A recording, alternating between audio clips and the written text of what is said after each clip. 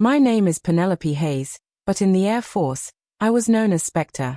I'm 37 years old, a former fighter pilot, and now a high-level aviation strategist.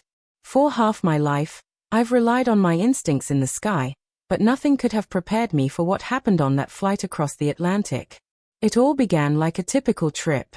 My brother, Mason, and I boarded Flight 726 from Amsterdam to New York. We were flying home for our dad's funeral, although I'm pretty sure Mason saw it as just another opportunity to show how little he respected me. We were in row 9. Of course, he took the aisle seat, with his usual self-importance, leaving me with the window seat. As I buckled my seatbelt, Mason leaned in, his voice dripping with condescension. "You're just a passenger," he sneered. "Don't forget it. You're not in uniform now. You're just like everyone else here." I clenched my jaw but didn't say a word. Over the years, I'd learned that silence was my best defense. Mason had never forgiven me for choosing the Air Force over joining the family law firm. He made fun of my career, my accomplishments, and my life choices. Even on a civilian plane, he had to remind me of his supposed superiority. We were about halfway through boarding when I heard the low hum of the engines powering up. I leaned back, looked out the window, and let my mind drift. That's when everything changed. The first explosion came from the right engine. A sudden, violent tear of metal. The cabin shook hard. The overhead bins rattled. A sharp, chemical smell filled the air. Before I could even react, the oxygen masks dropped from the ceiling with a terrifying snap. Passengers screamed. A baby cried somewhere behind us. I heard Mason swear under his breath. His face had gone completely pale. He grabbed my arm in a death grip. Alarms blared throughout the cabin, mixing with the automated message telling everyone to fasten their seatbelts. The plane tipped sharply to one side. I could feel the angle shifting in a way that was way more serious than normal turbulence.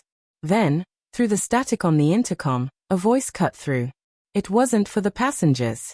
It was almost a whisper, meant for someone who knew how to listen. "Get me Spectre from row 9 now." I froze. Did I hear that right?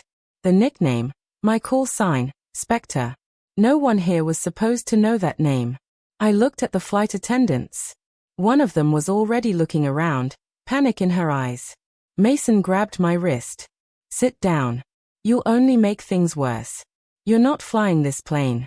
You're useless here." I looked at him, calm and steady. "Not today," I said. My voice was quiet but firm. I unbuckled my belt and stood up. The aisle was shaking under my feet, but I kept my balance. Passengers stared at me, some confused, others scared. As I made my way toward the cockpit, the head flight attendant stopped me. Her face was white, her hands shaking. "Are you Spectre?" she whispered. I nodded once. She paused for a moment, then opened the cockpit door. Inside, the air was thick and suffocating. Warning lights flashed everywhere, alarms blared, and the air smelled faintly of overheating circuits. The captain, a tall man with sharp features and sweat beading on his forehead, looked up at me. He was Dutch, and when his eyes met mine, I saw recognition. "You're Spectre?" he asked, his voice tight but steady. "Penelope Hayes," I said, stepping closer. "Former U.S. Air Force combat pilot, multilingual operations liaison. I can help." He nodded immediately and motioned me to the co-pilot's seat, where the first officer was slumped, half-conscious, with an oxygen mask over his face. The captain said something fast in Dutch, too quick for the flight attendants to understand. I responded with quick, precise sentences, my voice cutting through the noise. "Did a Spectre? Why name a controller? Chief node coordinating." The captain's eyes widened slightly. He realized I was requesting emergency coordinates through a special relay line to Amsterdam Operations Control. I continued with 2 more rapid-fire sentences, using the specific aviation jargon I had drilled into my memory. These 3 lines opened a direct, priority channel, bypassing the clogged civilian frequencies and sending our position and critical data straight to the Sharnwick and Gander controllers who monitor the North Atlantic corridor. As I took control of the secondary yoke, I felt the weight of 200 lives on my shoulders. Every instinct I had ever learned roared to life. I stabilized the roll, manually corrected the yaw, and glanced at the flickering navigation screen. Through the open door, I could see Mason. He was standing in the aisle, holding on to a seat, his face a mask of disbelief. The same brother who had just sneered at me for being just a passenger was now staring at me as if seeing me for the first time. He couldn't say a word. I wrapped my fingers around the yoke, feeling its resistance, the vibration of a damaged machine fighting gravity. The captain's hand briefly brushed mine as he handed over control. His voice was low, serious, but with a hint of trust. "You take it," he said. I nodded, my voice steady. "I'm not flying alone, but I'll take responsibility." As the cabin grew quiet, all I could hear was my own heartbeat and the distant hum of the one struggling engine. Before I even touched the yoke, another map was already unfolding in my head. Not of winds and altitudes, but of the past few years of my life. I had just finished a NATO tour that had me bouncing between Ramstein, Aviano, and several secret forward operating bases. Amsterdam was supposed to be a brief stop, a quiet break before flying home to New York for my dad's funeral. I rented a small apartment over a canal, packed my uniforms into vacuum bags, and tried to remember what it felt like to walk down a street without checking for reflections. I thought I was done with the sky. The sky, apparently, was not done with me. Mason had been living in Amsterdam for years, working as a corporate lawyer and developing the kind of European detachment he liked to use as a weapon. When he talked to me, he called my career a phase. He called my discipline performative. He called my silence arrogance. When our father died, the war brought us back into the same legal and emotional space. And like most conflicts, it wasn't about speed, but about direction. He had a plan for the estate. I had a duty to the truth. Those two things rarely line up. My decision to step away from full operational status in the Air Force looked from the outside like exhaustion. The papers called it burnout. The truth was uglier because it was cleaner. Years earlier, a psychological assessment, one sentence buried in a dozen pages, had flagged me as potentially unstable under sustained non-kinetic pressure. The wording was careful. The meaning was not. My career progression stalled. My command path froze. Rooms I used to enter with a salute suddenly required an invitation. I worked harder, flew better, taught longer, and spoke less. The flag never went away. I learned to live with it until the report was leaked. Not by some anonymous person, but by my own brother, through a chain of emails that were later discovered in a different legal case. He had forwarded it to a family lawyer with a note essentially saying I wasn't fit to handle fiduciary responsibility, leadership, or public trust. He was building a legal barrier around the will long before our father died. He never expected that I would see the documents. He underestimated my relationship with paperwork. I document everything. Pilots who survive do. That leak was my ghost wound. It never bled in public, but it reopened under pressure. I stopped arguing with people who spoke from emotion and started building my life around things that could be verified. Procedures, rules, data, cockpit voice recorders, black boxes, chain of custody forms. If you wanted to call me unfit, you'd have to do it with numbers that proved you wrong. For me, revenge became about keeping records, not about rage. I would let the truth do the talking. So, I stayed in Amsterdam long enough to close my NATO files. Long enough to book 2 tickets to New York. One for the beloved son who knew the law. One for the daughter who knew what the law looked like when you stripped away its drama. We boarded in row 9 like it meant nothing. His words came first. "You're just a passenger." He believed roles were set in stone. I believed roles were temporary until a crisis proved them otherwise. When the engine exploded and the masks dropped, no courtroom, no boardroom, no legal petition mattered. The only record that would survive was the one I was about to write with my hands on the yoke, and my voice on a compromised frequency. Even then, as the alarms blared and the plane shuddered, the ghost wound pulsed. That buried line about instability under non-kinetic pressure. I filed the feeling away the way I file everything now. Time-stamped, acknowledged, contained. Then I stood up, not to prove Mason wrong, but to make sure 200 strangers got to land in New York and bury their fathers too. And if the world wanted to revisit that line in my file later, I would welcome the hearing. Numbers travel well across oceans. Truth, when documented correctly, isn't afraid of turbulence. Our father made his fortune not in combat or in courtrooms, but through the careful construction of real estate and quiet investments that grew while we were too young to understand them. By the time he passed, there were buildings, portfolios, and family trusts that could shape the future of everyone with the Hayes name. Mason saw those numbers not as a legacy, but as a crown, and he was already wearing it long before the funeral. Mason wanted control, complete and unquestioned control of our father's estate in New York. The morning before the flight, over bitter coffee at Siphole, he spread out legal documents like they were battle plans. He talked about probate court, executive rights, and tax strategies as if I were a stranger, not his sister. When I asked about transparency, he smirked in that hurtful way of his. "You're just a soldier," he said, his tone dripping with condescension. "This is law, Penelope. This is financial navigation, not some stunt flying you think applies here." He thought I was naive about money, but he never understood that flying a multi-million-dollar aircraft requires more precision, discipline, and fast thinking than most boardrooms can handle. Still, I let him talk. I learned early that silence makes people who crave control uncomfortable. The will itself was simple: divide assets between the two of us, with some charitable endowments and scholarships in our father's name. Yet Mason kept hinting that he would challenge the division, suggesting I lacked the mental stability to handle the responsibility. It was a recycled version of the same poison he had leaked years ago, a story he told behind my back to justify his need for power. Every time he tried to corner me with words, I wrote it down. I kept a small black notebook, no bigger than my palm, a habit I had from my Air Force days. Back then, every mission required exact logging. Altitude, fuel burn, radio chatter, even subtle engine tremors.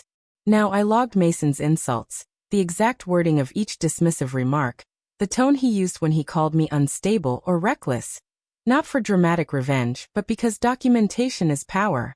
If you want to tear down a false story, you start with dates and exact words. On the morning of our departure, he leaned against the gate counter, signing some last-minute document on his tablet. I stood nearby, quietly watching the way he carried himself as if he owned the ground. "When we land in New York," he said without looking up, "I'm meeting with the attorney. Don't expect me to include you in the strategic talks. You're not trained for this." That was the moment. Not because I needed his approval, but because he underestimated the strength of someone who doesn't argue for a place. They simply take the right seat when the moment demands it. Mason believed law and money were the only things that mattered. I knew otherwise. Life, like flying, requires a steady hand when things fail. As we boarded, I slipped my notebook into my carry-on, feeling its familiar weight. It was my log, my truth, my silent witness. Mason could sneer all he wanted. Every word was already recorded. In the cabin, as the engines hummed and passengers settled in, I looked out at the Amsterdam runway. My reflection in the window was calm, almost detached. I told myself, endure, record, respond only when necessary. That was my new combat strategy. Quiet precision instead of loud retaliation. Mason didn't know it yet, but his words would soon crash into a reality he could never control. When the right engine exploded and the cockpit called for Spectre, every log entry, every insult, and every buried accusation became pointless. The only thing that mattered was who could guide 200 souls home, and that was me. We were in the middle of the North Atlantic when the first signs of trouble began to feel off, uneven, like a hand shaking only one wing too hard. CPDLC messages started to time out. ACAR's messages repeated, then disappeared. The HF radio hissed with the sound of distant lightning, the kind you hear before you see it. The captain fought the yoke gently at first, trimming, stabilizing, reassuring the cabin, but the pitch began to rock wider, from shallow to steep, shallow again, then steeper. A continuous stall warning vibrated through the column. Not a full stall yet, but close enough that muscle memory kicked in before conscious fear could. The cockpit became a blur of activity. You can't see it, but you're working so hard that everything takes 3 steps instead of 1. The first officer slumped deeper into his mask, his eyes open but unhelpful, his hands uselessly twitching at switches that no longer controlled anything reliably. I watched the primary flight display flicker, the horizon bar stuttering, numbers briefly disappearing, then reappearing 2 degrees off, then correcting, then shifting again. I didn't need perfect data to know we were in trouble. The airplane told me with its vibration, its smell, and the rising rhythm of the alarms. The captain called for a shallow, controlled descent, but the sink rate spiked anyway, as if gravity had decided to take over. He was handling the radios, failed systems checklists, engine settings, and cabin updates. His hands were everywhere, which meant no hand could stay where it needed to be. Vertical speed bled away, then surged. The flight director gave false information. The autopilot, already disconnected, blinked its indifference like a witness refusing to speak. I scanned, not looking for perfection but for trends. Heading drift, wind shear patterns, engine thrust numbers that didn't match our rate of descent. CPDLC refused our requests. ACARS sent half messages that read like unfinished thoughts. The HF radio hissed with storms rolling somewhere far below. The captain finally looked at me, the way pilots look at each other when ego is no longer useful, and said, "Take the secondary controls." My hand closed around the yoke, my thumb found the trim switch. My eyes narrowed on the thin horizon bar, which was shaking like a heartbeat. Memory took over where certainty had failed. Elbow angles, wrist pressure, the careful patience of waiting 1 second longer before correcting to avoid making the oscillation worse. The stall warning sounded again, this time shorter. The nose wanted to wander. I let it, then gently brought it back, like convincing a scared animal to breathe. Passengers were praying, crying, bargaining. I heard it through the door like background noise. A pressure you have to account for but can't change from inside the cockpit. Mason's face was in my mind's eye, his disbelief, fear, and pride all collapsing. I ignored it because pride can't hold altitude the way numbers can. When gravity gets serious, we were between continents, between authorities, between options. The only thing that mattered now was physics, and physics is brutally fair to every pilot. I asked for weight, balance, and winds aloft. The captain read partial numbers. I figured out the rest, building a mental glide map that no screen could show. The airplane sagged again. I eased the nose, trading altitude for control, time for certainty, because survival is a currency you spend carefully. The workload had become overwhelming. The captain's breathing sped up, his checklist routine fell apart. I spoke slower, using shorter sentences to cut his workload in half. Outside, clouds smeared into charcoal.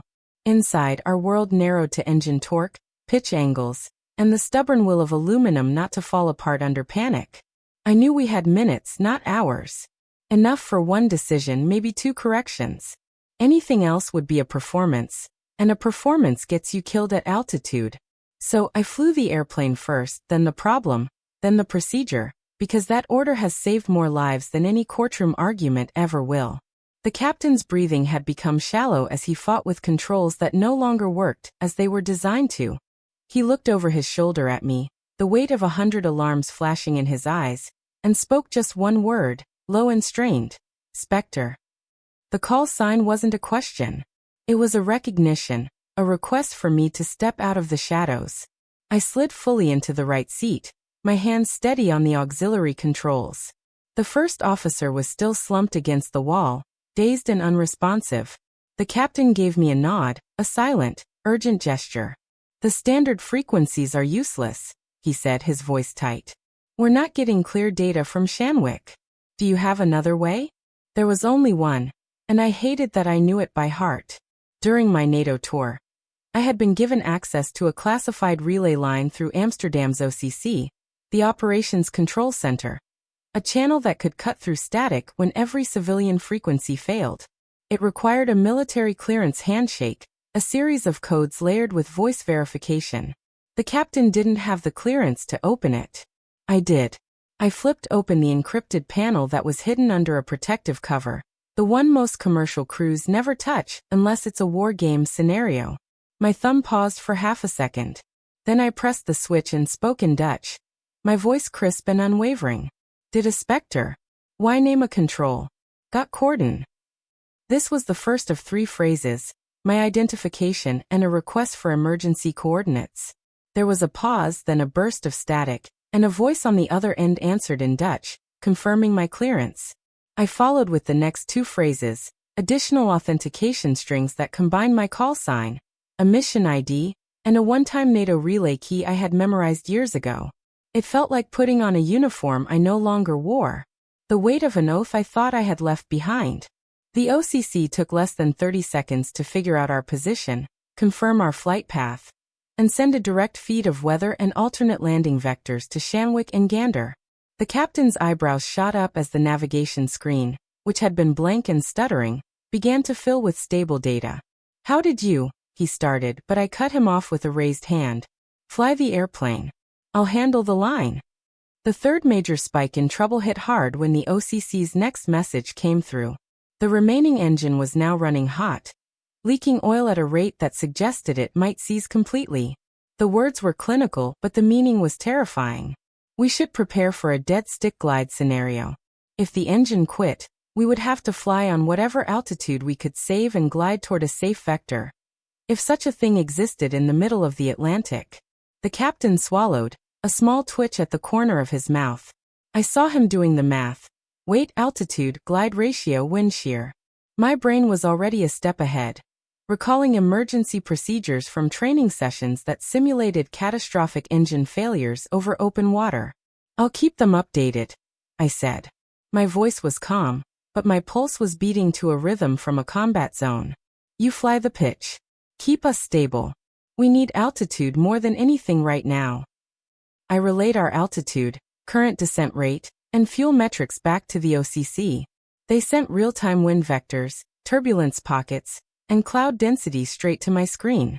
It was the kind of data package that usually takes minutes to decode. We didn't have minutes, so I processed it on the fly, adjusting our glide plan in my head. Outside, the Atlantic stretched dark and unforgiving below us. No land in sight, just gray water with white caps like teeth. I felt Mason staring from the cabin behind me, the heavy realization dawning on him that his just a passenger sister was now speaking a language, both literal and technical, that he would never understand. He didn't need to. 200 lives did. As I finished the third Dutch confirmation phrase, nude vector bevict hand half cohort glide and Indy nod, the cockpit went silent for a single breath.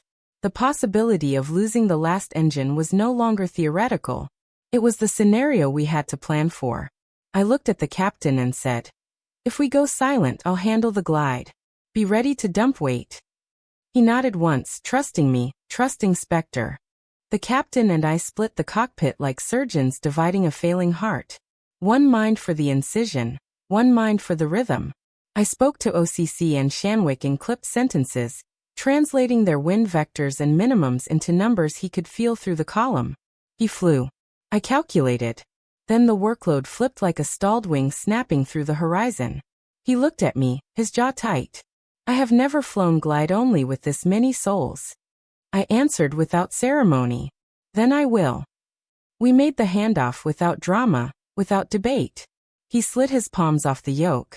I wrapped mine around it, my thumb resting on the stubborn trim switch that felt hotter than it should. He took the radios, his voice evening out now that he had a single task. My voice became even colder, cutting words until only data remained. Pitch 2.5 down. Trim 1 notch. Hold bank at 3 degrees right to counter the crosswind predicted at our descent corridor. Confirm sink at 800 feet per minute. The airplane bucked. I let it speak to me. The back and forth of control began. Brief confidence. A sharp doubt. Confidence again. Each oscillation taught me the next correction. Each correction taught me the next restraint. When I fly in a crisis, I don't chase perfection. I chase the trend that keeps everyone breathing. The captain relayed the numbers I gave him to Gander. For the first time since the explosion, the cockpit felt like a single organism instead of two people drowning separately. The OCC sent an updated weight estimate. I ordered a fuel dump. He hesitated, thinking about the rules. I reminded him quietly that rules are meaningless if we arrive as debris. He keyed the command. The jet got lighter. Our glide ratio improved slightly, but slight improvements are how planes survive and biographies get written. A new shutter rattled the pedals. Rudder response was slow, then jerky. I made small, careful inputs, coaxing the tail back into line the way you calm a spooked horse. Small pressure, time repetition. "You are flying by feel," he said, not as an accusation but almost with awe. There is nothing left to trust, I replied. Except the air and the time it gives us. I narrowed my focus. Attitude indicator, airspeed tape, vertical speed, the wavering horizon through the windshield's haze. Everything else was just noise. The captain read back another warning. Possible thunderstorm cells forming ahead along our glide path. I changed our heading 2 degrees, stealing a smoother layer of air, promising to pay the debt with a steeper flare later if I had to. He didn't argue. Trust is something you earn in a free fall. In the cabin, the intercom carried his voice, not mine. He told them we had additional support in the cockpit. He didn't say my name. He didn't need to. Names don't slow descent rates. Work does. Meanwhile, Mason's silence pressed against the door like bad weather. He had run out of words for contempt, and fear had no words he could use against me. The oscillations narrowed. Control returned, not as a prize, but as an agreement between gravity and discipline. I felt the airplane settle into the profile I wanted. A wounded animal that had decided to follow me home. You have it, the captain said. I have it, I answered, and I meant responsibility, not pride.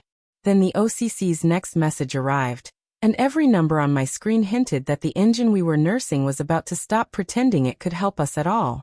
If it died, we would trade altitude for order, glide for grace, and every second for one shot at a strip of concrete no chart had promised us, because one chance, managed well, is a landing today. The moment came without warning, and yet every nerve in my body knew it was coming. A sharp shudder ran through the frame. The kind that says something deep inside has given up. The remaining engine coughed once, twice, then went silent. Not a slow fade, not a partial throttle, just silence. The sudden absence of thrust was louder than any alarm. The aircraft went from powered flight to a pure glide. A 170-ton glider skating through thin air. I tightened my grip on the yoke. Engine 2 is gone, I said, my voice calm. Even as the captain's eyes widened, he confirmed, scanning the dead gauges, flipping switches that no longer mattered. Hydraulic pressure dropped to 0, and with it, the luxury of automated controls vanished. Every adjustment now had to be coaxed through manual trim, through pure force and instinct. The fourth major spike in trouble hit when I called for flaps, and nothing happened. The indicator light blinked red, mocking me. Flaps are not responding, I said flatly. We'll fly clean, but I'll need to feel every change in the angle of attack. The captain nodded, already understanding what I intended. He watched the altitude and wind speed while I did something no civilian passenger is ever supposed to witness. I flew by touch, not by instruments, not by autopilot logic, but by the living pulse of the fuselage beneath my hands. The nose dipped too fast. I eased back. Too much back pressure and we would lose speed. Too little and we'd sink too steeply to recover. Every second became a negotiation between lift and gravity. I shifted my weight slightly, adjusting the rudder pedals with the care of someone tuning a delicate instrument. The captain called out altitudes, 28,000 feet, dropping, but I barely heard him.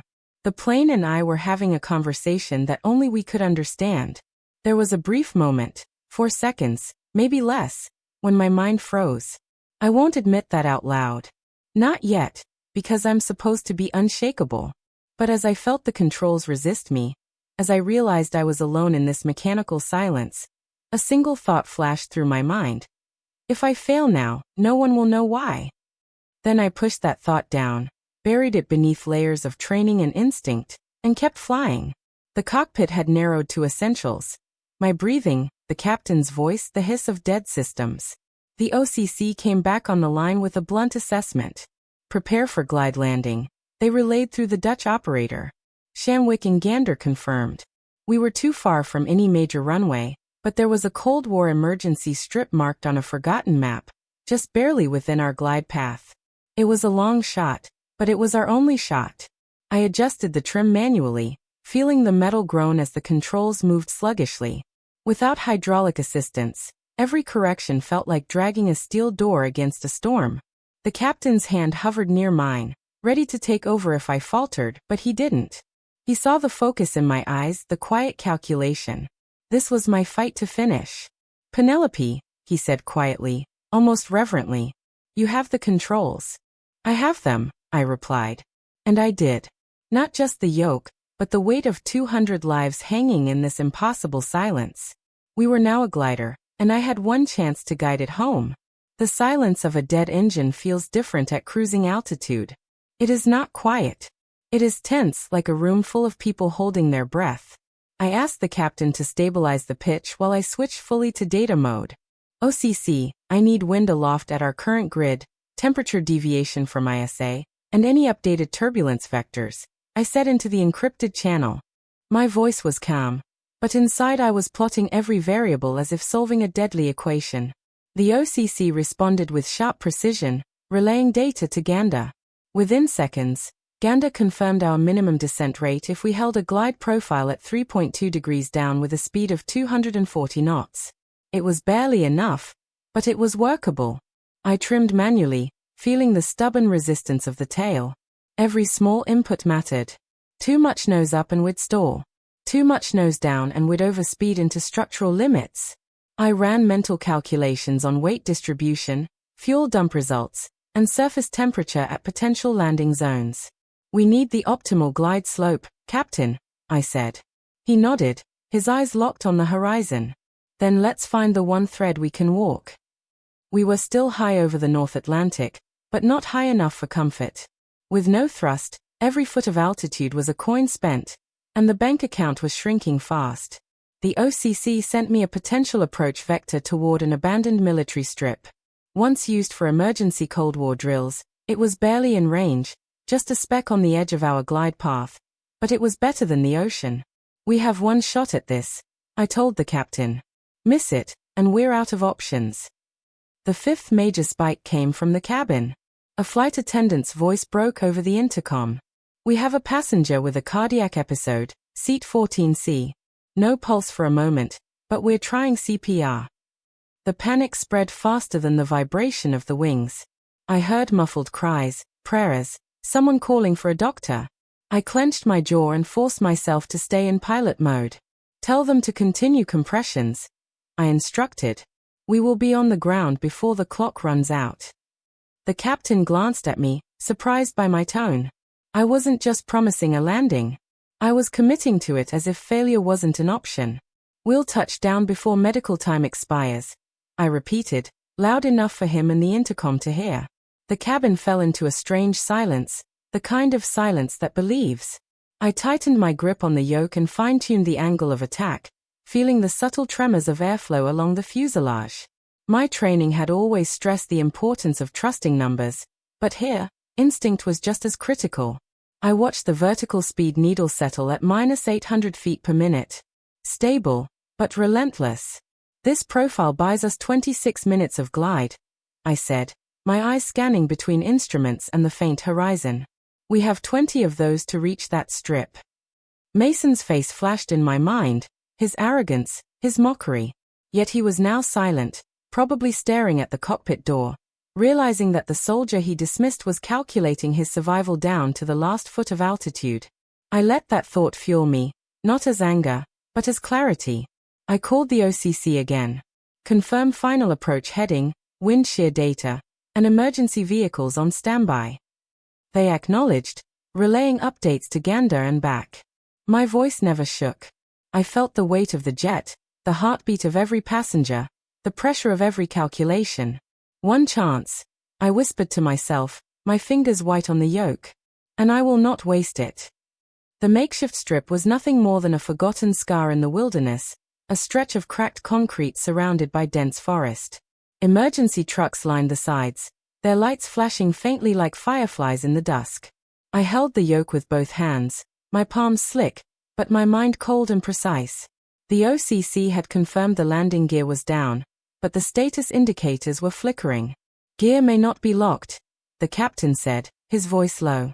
We'll know when we hit. I made the decision quickly without asking. We're going to touch down nose first, just enough to force a mechanical lock on the mains, I said. He looked at me as if I were crazy, but he didn't argue. When you only have one shot, you commit to it like it's a promise written in blood. The aircraft trembled as I adjusted the pitch. The angle of attack was razor-thin between a smooth glide and a stall. I called out the final checklist manually, My voice steady. Speed 230, altitude 2000, flaps non-functional, manual brakes armed. My left hand hovered over the emergency brake lever, ready to pull it with everything I had. The sixth major spike hit when I checked the nose gear camera feed. Nothing but static. I toggled it again. A blur of black and white.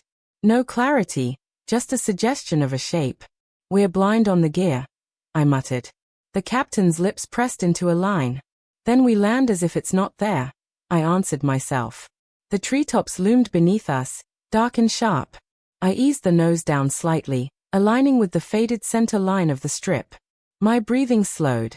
This was the moment every hour in the simulator, every combat landing under fire, had led me toward. I heard nothing but the whine of wind and the faint clatter of loose panels on the wings. Brace, I said into the intercom. My voice cut through the cabin, sharp and final. I imagined Mason's face somewhere behind that door, pale, gripping his armrest. For once, I didn't care if he mocked me again. If I did this right, he wouldn't have words anyway. The ground rushed upward like a wall. I lowered the nose deliberately, harder than standard protocol, using the forward momentum to force the main landing gear into place. A metallic thunk echoed through the fuselage, a sound that could mean either a lock or a break. I didn't wait to find out. I pulled back slightly, leveling for touchdown. The front wheels hit first with a jolt that rattled my teeth. The main gear slammed down next, followed by a deafening screech of rubber on concrete. Sparks erupted on the left side, briefly showering like a fountain of light. The smell of burnt rubber and hot metal filled the cockpit. Manual brakes now, I said, and yanked the lever. The aircraft shook violently as the emergency braking system kicked in, much rougher than automated deceleration. We skidded, bounced once, and I felt the rear tire shred. Smoke poured past the windows, blurring the thin line of the runway. The captain called out distances, 500 feet. 300, his voice was strained but clear. I held the yoke steady, adjusting just enough to keep us on the center line. The edges of the runway blurred with the trees, dark and waiting. I could hear passengers screaming behind us. Somewhere, someone was praying loudly. My heart was pounding, but my hands never trembled. This wasn't a landing anymore. It was a fight between momentum and will. The brakes shrieked. Smoke got thicker, and the forest got closer. I pushed harder, leaning into the yoke as if my weight alone could slow us down. Every second felt like a lifetime. 40 feet, the captain shouted. The trees were right there, like an approaching wall. I gave the brakes one last brutal pull. The aircraft lurched, metal groaning in protest. We skidded sideways for a breathless instant, then stopped, 40 feet short of the tree line. For a moment, no one moved. No one breathed. Then the cabin erupted with the raw sound of survival. Sobs, cheers, laughter breaking like waves. I sat frozen, my hands still locked on the yoke, the smell of burning rubber seared into my memory. We were alive. The cabin was filled with applause, a thunderous wave of relief crashing over the shocked silence that had hung there for the past hour. People were crying, hugging, whispering thank yous into the cold air that still smelled of burnt rubber and adrenaline. I heard the clapping, but I didn't feel it. I sat motionless in the cockpit, my fingers still gripping the yoke, as if it were the only thing keeping me in this world. For seconds. That was the truth I hadn't told anyone, not even the captain. There had been a moment right before touchdown when I froze. Not because I doubted the landing plan, not because I feared death, but because an old memory hit me like the shockwave of a failed engine. The memory of the day they gave me that psychological label. Unstable under non-kinetic pressure. It had been years ago, during a routine evaluation after a NATO exercise. The examiner had asked me what I'd do in a high-stress emergency. I answered correctly, clinically, but I could tell from his eyes he wasn't convinced. He wrote his report, and it followed me like a shadow I could never escape. And in those 4 seconds on final approach, I felt it all over again, like a voice whispering that I wasn't meant to be in command during chaos. I don't know if anyone noticed. The captain might have seen my eyes glaze over, but I snapped out of it before my hands betrayed me. Those 4 seconds felt like 4 hours, but they were gone in an instant when instinct took over again. I pulled, I braked, and we survived. Still, I know those 4 seconds will live in my mind far longer than any applause ever will. The passengers were still cheering as I reached for the small black notebook in my side pocket. The log I always carry.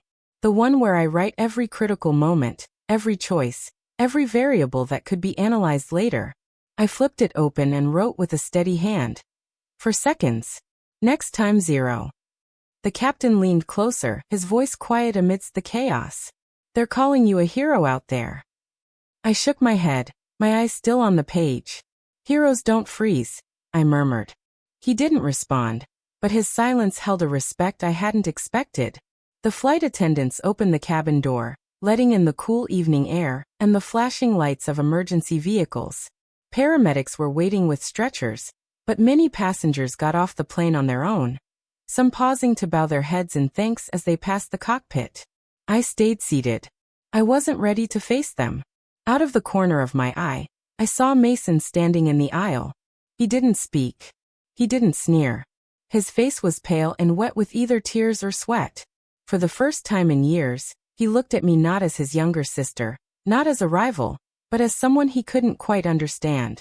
I offered no words. Silence, once again, was my chosen weapon. Then came the first call from the outside world. A reporter shouted from beyond the police tape. Who landed that plane? I ignored it, but I knew the answer was already out. Someone had told them my call sign. It was only a matter of time before Spectre went from a nickname to a headline. Later that night, as we were taken to a temporary shelter for debriefing, I overheard the captain on the phone with someone from FAA operations. Words like unprecedented landing and procedural review floated in the air. I knew what would come next. The investigations, the interviews, the lawyers. They would pick apart every decision I made, every control input, every hesitation. Cliffhanger or not, I knew the story wasn't over. While the world outside was calling me a hero, the FAA and the airline were already preparing their questions. And when they asked, I would have to decide whether to admit the truth about those 4 seconds, or let them believe I was flawless. For now, I kept it in my logbook, written in ink that would never fade. 4 seconds. Next time 0. The first wave of news hit within 12 hours of the landing. Headlines screamed about a passenger-turned-pilot who saved 200 lives, but the story quickly split into different viewpoints. Some praised my quick thinking and military training, while others questioned whether I had overstepped my authority by taking the controls. A dramatic broadcast on a national network aired a heavily edited segment of the cockpit recordings, making it sound like I had taken command from a reluctant captain. The anchor's voice was full of judgment. Was this a heroic act or reckless interference? I didn't watch the full report, but clips flooded my phone. Friends from my NATO days sent messages ranging from pride to disbelief. I ignored them all. Silence had always been my shield, and I wasn't going to break it now. But as the media storm grew, I felt that familiar tightness in my chest, the same pressure I'd felt during the investigations years ago. It wasn't fear. It was the recognition that people love to rewrite the truth when they don't have all the facts. The 7th major spike in trouble arrived like a knife when an online tabloid published my old psychological evaluation. There it was in black and white. The phrase potentially unstable under non-kinetic pressure, taken out of context and plastered across headlines. Within hours, it became ammunition for commentators who questioned why someone with a questionable mental profile had been allowed to intervene in a critical emergency. I didn't need to ask how that report surfaced. The trail was obvious. Years ago, Mason had forwarded those documents to his attorney as part of a plan to exclude me from our father's will. Now somehow, that same document had mysteriously been leaked to the press. Mason didn't admit it, but I could see it in his eyes when we met for the first time after the news broke. He was nervous, fidgeting, his confidence gone. You didn't think they'd trace it back to you, did you? I asked him quietly without anger. He said nothing, but the silence was louder than any confession. The airline's public relations department scrambled to control the story while FAA officials prepared a formal inquiry. Lawyers from every angle started circling, eager to assign blame or credit. Meanwhile, I chose to stay quiet. No interviews, no social media statements. I let the noise swirl around me like crosswinds. My attorney, A sharp woman with a precise voice and a sharper mind stepped in. "We'll handle this," she said. She filed a legal motion demanding an investigation into the leak of my personal records, citing defamation and a breach of privacy. Her strategy was surgical. Let the evidence speak. Let the truth emerge without emotional outbursts. In private, I opened my logbook and wrote one line. "Media storms are just turbulence. Steady hands, steady mind." It was my reminder that survival doesn't end with landing the plane. Sometimes the real battle is just beginning. After the wheels touched down, Mason avoided me for days, but I knew he could feel the weight of what he had done. The secret was no longer hidden. And while I didn't seek revenge in loud, dramatic ways, I understood that the truth documented, precise, undeniable, was the sharpest weapon I had. The FAA and NTSB hearings were nothing like the roar of the cabin or the chaos of the cockpit. They were colder, sterile, a room with polished wood, microphones, and faces that hid judgment behind a professional neutrality. I walked in wearing a simple suit, my logbook tucked under my arm like a weapon that didn't need to shout to be sharp. The investigators started with the black boxes. The flight data and cockpit voice recordings were played on a screen in front of us. Every alarm, every call-out, every sound from the cockpit during those final minutes was replayed for the panel. I watched my own voice come from the speakers, calm, clipped, calling out pitch angles and glide ratios. Then the moment of truth, the captain's voice strained but clear. "Get me Spectre. I need her on comms now." The room shifted almost unnoticeably. Some of the people who had come in ready to doubt me leaned forward, realizing that I hadn't taken control or played the hero. I had been called forward because there was no other choice. I stood and opened my logbook. Every detail was recorded. The exact time the first engine failed, the altitude loss per minute, the descent rate trends, the vectors calculated from OCC relays, and the adjustments for winds aloft and temperature deviations. I laid out the flight profile with precision. Every second, every degree, every nautical mile was accounted for. My voice was calm, my tone analytical. I didn't need emotion. The data spoke louder than any story. One veteran pilot on the board, a man with decades of commercial experience, leaned back in his chair and narrowed his eyes. "Miss Hayes," he said, his tone a mix of curiosity and challenge.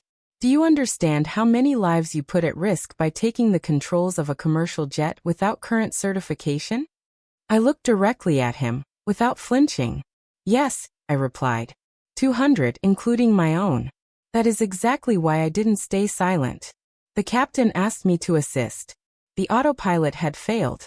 We were 30 minutes from land with one dying engine. Waiting for outside help wasn't an option. It wasn't about being reckless. It was about acting before the window of opportunity closed. I walked them through my decision-making process step by step. Why I chose a glide profile instead of a controlled ditching, how I balanced speed against altitude, and why the Cold War Strip was our only viable landing point. Every figure I gave was backed up by the cockpit voice recorder timestamps and flight data recorder graphs on the screen.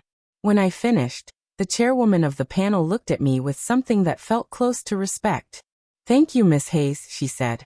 No applause, no warmth, but it was enough. As I left the room, I saw Mason in the back row, his face pale. He wasn't part of the hearing, but he was there, watching the story he'd tried to twist fall apart in front of him. I didn't acknowledge him. I simply closed my logbook and walked out, knowing the data had already spoken on my behalf. The storm with the FAA and NTSB had barely settled when the legal battle over our father's estate began again. Mason had been preparing for months, thinking he could portray me as unstable and unfit to handle our family's assets. But the story he tried to create fell apart once the truth about the landing and his role in leaking my old psychological report began to surface. The side plot turned into a full-blown revelation during a probate court session in New York. My attorney presented email evidence showing Mason's deliberate attempts to discredit me, including the forwarded evaluation report and correspondence with his legal team. For the first time in years, Mason's confidence broke in public. His usual smug expression was replaced with something I had never seen before. Shame. The eighth major spike hit when Mason stood up, cleared his throat, and addressed the judge. His voice, usually sharp and commanding, wavered. I need to make something clear," he began. He admitted in front of everyone that he had intentionally leaked my psychological file, not because he believed I was unfit, but because he couldn't handle living in my shadow. She was always the brave one, he said, his voice catching. She became the soldier I could never be, and I hated her for it. I let jealousy guide me. The courtroom went silent. I stared at him, not with anger, but with a deep, tired understanding. Mason turned toward me, his eyes glistening. I'm sorry, Penelope, for all of it. For the things I said, the things I tried to take from you. I let his words hang in the air. I didn't move. Finally, I said, forgiveness isn't a gift I give you. It's a moral obligation I give myself to stop carrying the weight of what you did. I don't hate you, Mason, but I won't let what you did define me. The judge ruled in my favor. The portion of the estate Mason had tried to control was restored to me, exactly as our fathers will intended. There was no celebration, no sense of victory, just the quiet realization that justice, when done properly, is rarely loud. Outside the courthouse, reporters swarmed, cameras flashed, microphones waved, but I stayed composed. Mason stepped beside me, his posture deflated, but genuine. You deserved better from me, he said quietly. I can't change what I did, but I can start making it right. I didn't answer him directly. I simply said, the best way to make it right is to stop trying to fight the wrong battles. Then I walked away, my logbook tucked under my arm as always, a reminder of what truly matters. Facts, actions, and the courage to face both. That night, I wrote one final line about Mason in my notebook.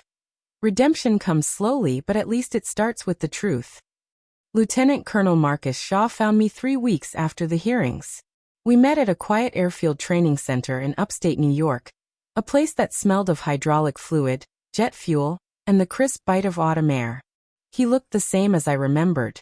Squared shoulders, a calm gaze, the kind of presence that made even a silent room feel in control. Penelope, he said, shaking my hand with a firm grip. We've been watching everything. Your landing, the hearings, how you handled the fallout.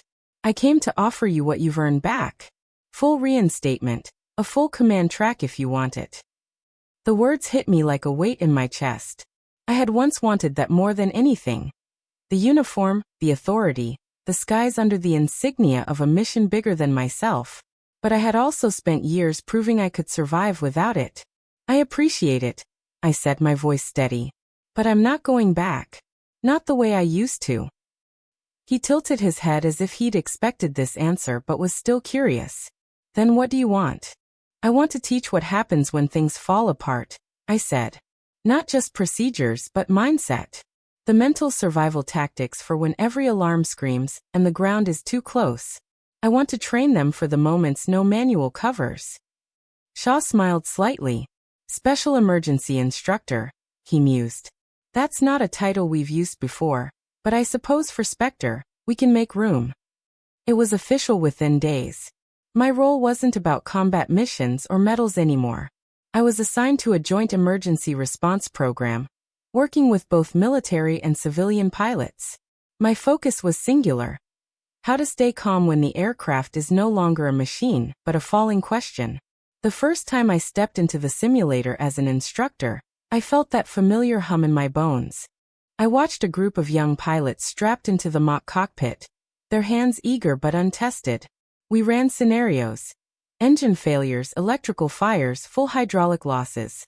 Some performed with mechanical precision. Others cracked under the unseen pressure. The 9th major spike came on a Thursday. One trainee, a bright but nervous lieutenant, hit a critical failure sequence and froze. 6 seconds, long enough to lose altitude. Long enough for panic to create its own outcome. I stood behind him, my arms crossed, waiting until the silence was too loud to ignore. Then I leaned in. Do you know what it's like to freeze? I asked. He swallowed, nodding slightly. I do, I said, my voice low but unshaken. For seconds. That's how long I froze before I landed that jet in the wilderness. For seconds where my mind went blank. I'm not proud of it, but I own it. You can't train fear out of you, but you can train what comes after. The room was silent, every eye on me. I told them about the moment, the static in my head, The sudden memory of a psychological report that once tried to define me, and how I fought my way back to action. Those seconds don't define you unless you let them. You break their grip by moving anyway. The lieutenant blinked, exhaled, and reset his controls. I saw something shift in him. The same shift I had once forced on myself. The realization that courage isn't about never freezing, but about thawing faster than fear can take hold. That day, I wrote another line in my logbook. Teach them 0 seconds. Months later, I recognized him before he spoke. Jacob, seat 23F. The boy who had stared at me through the cockpit door while I wrestled a glider from the sky. He was older now, just enough to carry a quiet confidence in the way he walked. He found me after a training session, his duffel bag slung over one shoulder. "Miss Hayes," he said, his voice respectful but earnest. "I want to learn, not just flying. I want to learn how you did what you did, how you stayed calm when no one else could." I studied him for a moment. There was something raw and unpolished in him, but also that rare fire you can't teach. "Training isn't easy," I said. "It's not about the thrill. It's about precision under pressure, and being willing to fail 100 times in silence." "I'm ready," he said simply. Jacob began with the basics, moving from ground school to the simulator, always pushing harder than anyone expected. He was stubborn, but in the right way. I saw him taking notes in a battered notebook, much like my own logbook. When I asked him why he was so persistent, he said, "Because I saw what it looks like when someone refuses to quit. I can't unsee that." The third major twist came during a high-stakes emergency simulation for advanced trainees. One of the senior instructors, a veteran pilot with decades of experience, collapsed mid-session from a sudden drop in blood sugar. Panic rippled through the room as the simulation kept running. Jacob didn't hesitate. He slid into the seat, his hands on the yoke, his eyes scanning the failing instruments. "Dead stick scenario." I called out, testing him. "You have no engines. Altitude's dropping fast. What's your move?" Jacob's response was sharp, his voice steady. He outlined a glide profile, double-checked the wind aloft data, and stabilized the simulator as if he'd been born in the cockpit. When the emergency crew helped the instructor recover, the entire room was silent. I felt a surge of something I rarely allowed: pride. Not in myself, but in the proof that legacy isn't about medals or headlines. It's about passing on the skill of staying calm when everything is falling apart. At the final evaluation, I signed his recommendation for a full scholarship. But I made one condition. The scholarship would bear our father's name, not mine. "Because this is about more than me," I told Mason, who had quietly attended the ceremony. "This is about building something that outlives the fights we thought mattered." Mason stood at the back of the room, his hands in his pockets, watching Jacob accept the scholarship. For the first time, I saw in his face a flicker of understanding. The weight of pressure, the meaning of control when lives hang on every decision. Later that night, I closed my logbook with a final entry. "Teach them to rise higher than fear, and let the name Hayes stand for more than survival. It should stand for those who refuse to let fear win." Jacob left with his wings that day, but I knew he would return, not to thank me, but to teach someone else what it means to hold steady when the world shakes. And that, more than any landing I ever made, felt like the true victory. The reunion flight took place on a crisp spring afternoon in New York. The airline had reserved a quiet hangar, and one by one, the passengers from that day walked in. Some carried flowers. Others simply carried the weight of memories they couldn't quite put into words. There was a table with photographs of the landing site. Smoke rising from the wheels, fire trucks circling, and faces that were stunned but alive. I stood off to the side, listening as survivors shared what they remembered. A mother recalled clutching her child and whispering prayers, convinced she'd never see another sunrise. An elderly man recounted the metallic screech of the wheels hitting the cracked runway and how he thought, "This is it. This is how it ends." They told these stories not as accusations, but as confessions of fear and gratitude. I didn't speak for a long time. I didn't stand there as a hero. I stood as someone who understood the cost of survival. The moments of silence afterward. The way time itself feels heavier when you know you've borrowed it. When I finally did speak, my voice was steady but soft. I wasn't just a passenger. I said, glancing at the faces looking back at me. But I wasn't alone either. None of us made it through that day alone. There was a quiet hum of agreement, the kind of understanding that only comes from those who've shared the same breathless moment between life and death.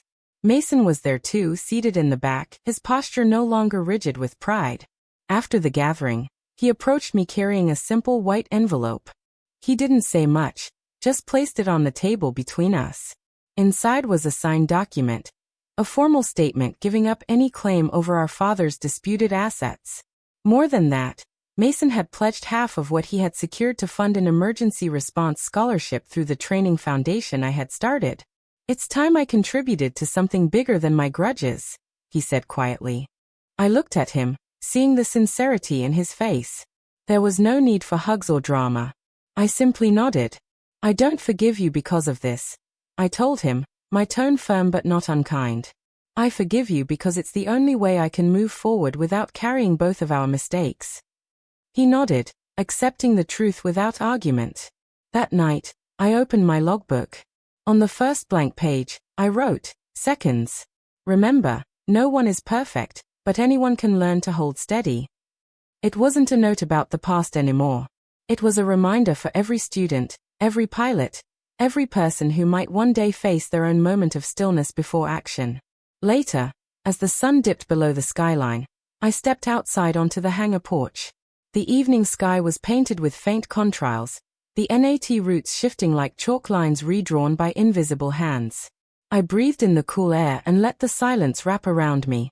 I no longer needed applause or recognition. My purpose had become simpler, to teach others how to hold their own skies, no matter how turbulent. Before we say goodbye, we'd love to know where you're watching from. Is it a quiet morning with a warm cup of coffee or a late night where stories like this keep you company? Let us know in the comments. We read every one with gratitude. And if this story touched your heart, please consider subscribing to the channel.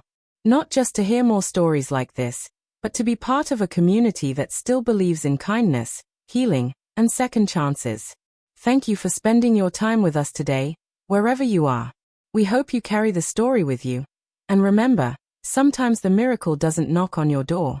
It waits quietly until you're ready to open your heart. Take care, and we'll see you in the next one.